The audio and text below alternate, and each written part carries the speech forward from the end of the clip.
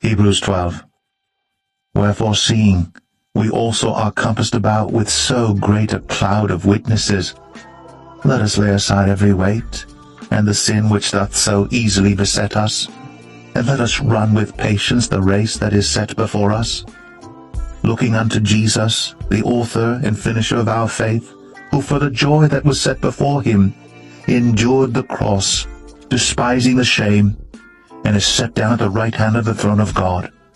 For consider him that endured such contradiction of sinners against himself, lest ye be wearied and faint in your minds. Ye have not yet resisted unto blood, striving against sin. And ye have forgotten the exhortation which speaketh unto you as unto children, my son. Despise not thou the chastening of the Lord, nor faint when thou art rebuked of him. For whom the Lord loveth he chasteneth, and scourgeth every son whom he receiveth.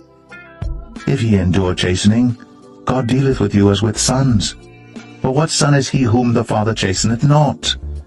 But if ye be without chastisement, whereof all are partakers, then are ye bastards, and not sons.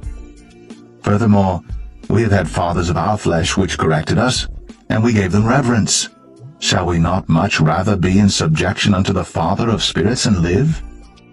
For they verily for a few days chasten us after their own pleasure, but he for our profit, that we might be partakers of his holiness.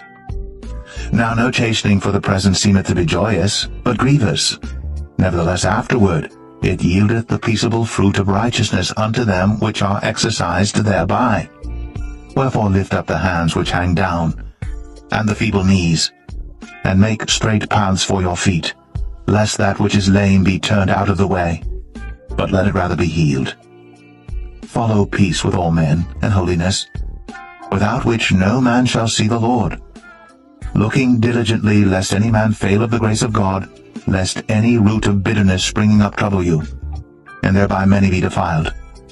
Lest there be any fornicator or profane person, as Esau, who for one morsel of meat sold his birthright. For ye know how that afterward, when he would have inherited the blessing, he was rejected. For he found no place of repentance, though he sought it carefully with tears.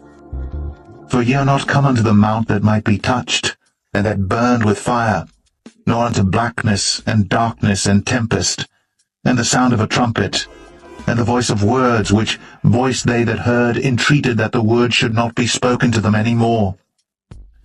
For they could not endure that which was commanded. And if so much as a beast touch the mountain, it shall be stoned, or thrust through with a dart. And so terrible was the sight that Moses said, I exceedingly fear and quake. But ye are come unto Mount Zion, and unto the city of the living God, the heavenly Jerusalem, and to an innumerable company of angels, to the general assembly and church of the firstborn, which are written in heaven, and to God the judge of all, and to the spirits of just men made perfect, and to Jesus the mediator of the new covenant, and to the blood of sprinkling, that speaketh better things than that of Abel. See that ye refuse not him that speaketh. For if they escaped not who refused him that spake on earth, much more shall not we escape, if we turn away from him that speaketh from heaven, whose voice then shook the earth. But now he hath promised, saying, Yet once more I shake not the earth only, but also heaven. And this word, yet once more, signifieth the removing of those things that are shaken, as of things that are made, that those things which cannot be shaken may remain.